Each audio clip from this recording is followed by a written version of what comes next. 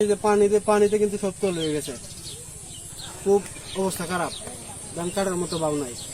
এরপরেও রাস্তা খারাপ, যদি রাস্তাটাও ভালো থাকতো তাহলে কৃষকরা অল্প অল্প কাইটা বাড়িতে নিতে পারতো, তাদের খরচটা উঠতো কিংবা এগুলো কাইতে পারতো। কিন্তু এরকম অবস্থা, ধান যদি কাটেও এরপরেও বাড়িতে নেওয়ার ব্যবস্থা নেই। 1.5 কাটলে 15,000 টাকা লাগে, এবার 5,000 টাকা লাগে বাইক নিতে 20,000 টাকা, দাম হয় কয় মন কই? আকুল আবেদন যাতে রাস্তাটা একটু আপনারা দেখেন, পাকা যদি নাও হয় এখন বর্তমান 2-4 দিনের জন্য যাতে কৃষকরা ধানটা বাড়িতে নিয়ে যেতে পারে সেই ব্যবস্থাটুকু করে দেন।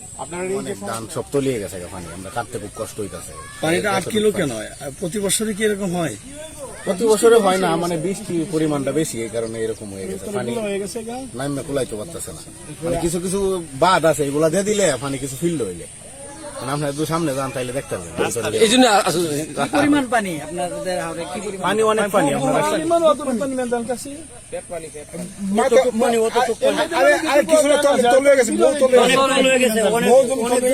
অনেক জমি তলিয়ে গেছে।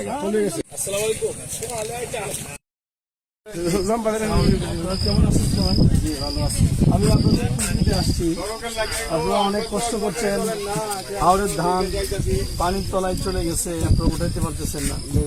সব মিলায় তো আমি মনে করি আপনাদের অনেক কষ্ট হচ্ছে, তো দেখতে আসছি।